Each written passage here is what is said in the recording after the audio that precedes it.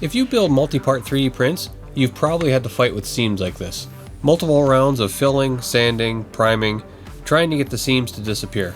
And once painted, you can still see them. What finally solved this problem for me wasn't more sanding, but changing the actual shape of the seam itself.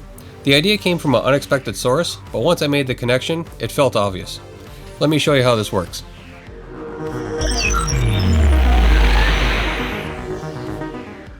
Welcome to Dave Rig Design. I'm Dave. Let me explain this idea with a quick sketch. Normally, when we glue multiple parts together, we try to get the seams as tight and flat as possible. Then we come in with some kind of filler to hide the seam.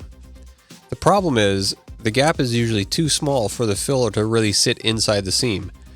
So instead of filling the gap, we're piling material on top of the surface, creating a bump. From there, we sand it down, add primer, sand again, maybe add some more filler, basically trying to feather that bump out so it's not noticeable. Sometimes it works, sometimes it doesn't.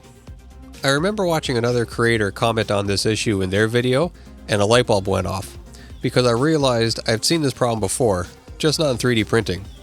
Drywall seams have the same issue. If you butt two flat panels together and try to cover the joint, you create a raised area. That's why drywall panels have a slight bevel to their factory edges. That bevel creates a space for the mud and tape to sit inside the seam and still end up being flat with the rest of the wall. When installers have to join two cut edges, there's no bevel, so hiding the seam becomes much harder, and it takes a lot of skill to feather out the joint so you can't notice it. That's basically what we're trying to do when we're sanding and priming over and over. So the idea here is simple. Instead of fighting the seam during finishing, you change the seam before you fill it. By adding a small bevel, even just with a deburring tool or just a little bit of sanding, you give the filler somewhere to go. It keeps the surface flat, and it gives the filler more surface area to bond to. If this explanation is making sense and you like these kind of projects, hitting that like button really helps with the channel and lets me know to make more videos like this. Now let's take a look at this concept on a real print. To show this concept in action, I printed some simple test blocks. One set has a flat square seam, and the other has a small bevel added to the top edge. The goal here is to remove as many variables as possible and just look at what the seam geometry is doing. For the filler, I'm using UV resin mixed with glass microspheres. I like using UV resin because you can cure it instantly, and the glass microspheres thicken the resin, making it fill gaps easier without adding much weight. The filler really isn't the point, you can use whatever you like.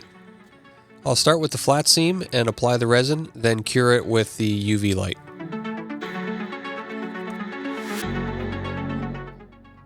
Before sanding, you can see how the filler is sitting proud of the surface.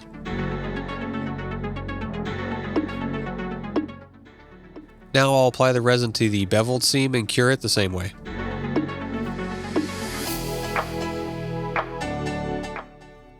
And on the beveled print, you can see how the filler is also bulging above the surface. At this point, both prints are basically the same. When sanding the flat seam, I'm trying to remove as much filler as possible while still keeping the seam covered. You can see after sanding that there's still a subtle high spot, and to make this disappear, I'd have to feather the area out wider and wider. Now to sand the beveled seam.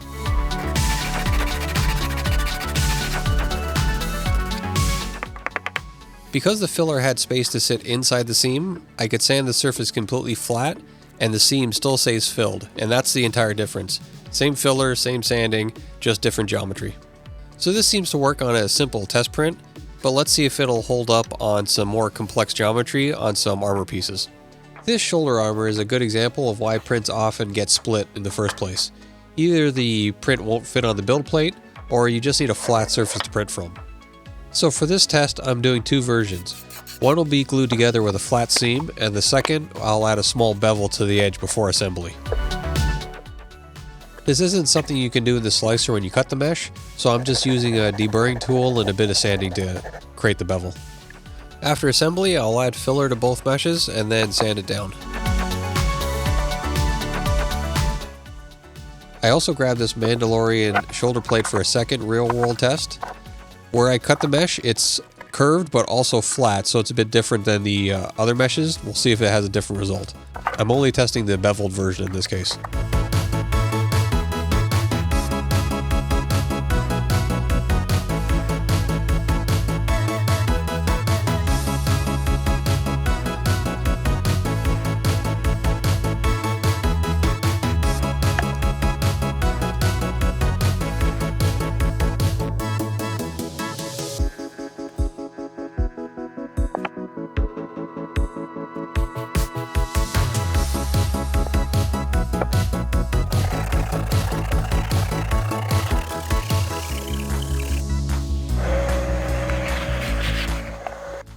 Starting with the flat seam, I have both common problems.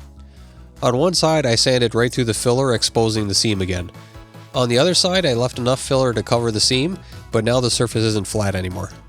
This is the exact trade-off you end up juggling in most cases. On the beveled seam, I was able to sand the surface completely flat, while still leaving filler inside the groove.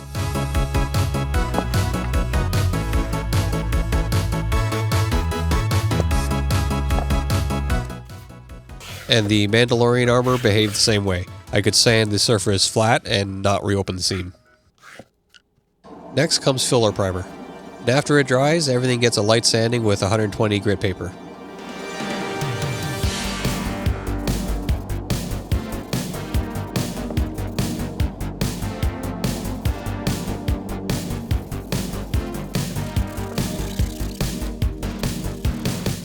On the flat seam, the exposed area is still exposed. Realistically, this needs more filler to fix the problem. But the more interesting part is on the other side. You can see I've sanded through the primer on top of the filler, but on either side it's not touched. On the beveled seam, the sanding is much more uniform. Because the surface is flat, the primer is sanded evenly across the whole print.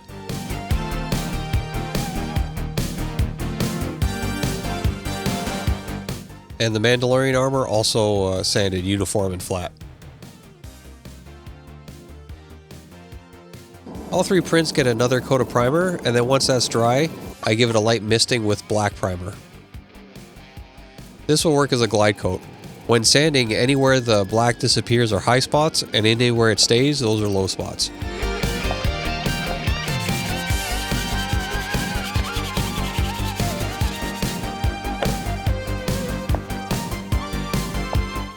Looking at the bevel print first, you can see the surface geometry due to the low resolution of the model. That's how sensitive the glide coat can be at showing imperfections in the surface. But looking at the seam, it's uniform and flat. On the flat seamed print, the exposed seam is still visible on the one side, and on the other side I've sanded through the filler again and exposing it, but the primer now is feathered farther out. With enough repetition, you'll start flattening out the seam, but that's exactly the point. It takes multiple passes to get this to disappear. On the Mandalorian print, you can see that the edges of this center rib are a little higher than the center, but the seam itself is still uniform and flat. Now let's finish off these prints with some paint to see what they look like when they have some shine to them. The Mandalorian piece will get some silver paint, and the other two will get 2 coats of glossy red. So while I'm finishing the paint, let me ask you, does this kind of problem solving interest you? If so, I'm putting together a digital guide that breaks down how I approach problem solving and build step by step. It's still early, but there's a waitlist link in the description if you want to get updates and early access. Now let's see how these things turned out. Let's start with the Mandalorian armor. In a few spots you can still catch a hint of where the seam is, but realistically this part should have got another coat of primer, and this metallic paint is exaggerating every little detail. You can still see all the layer lines across the rest of the print, so considering that, I'd say the seam is done pretty well.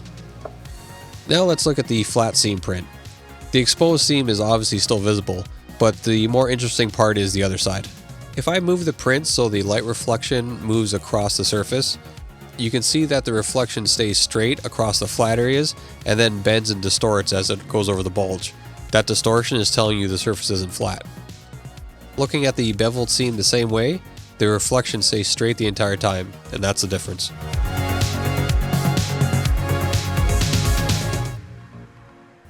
So I don't know if this is the perfect solution for every seam in every print, but it saves enough time and removes enough guesswork that I'm probably going to be using this going forward on all my projects. Obviously this won't work if there's a lot of detail on the surfaces, but a conventional process wouldn't work either. The takeaway is simple. If filler needs to exist, you just need to give it somewhere to go. The simple change to the geometry just makes the whole process a lot easier. And if you're still watching at this point, thanks for sticking around.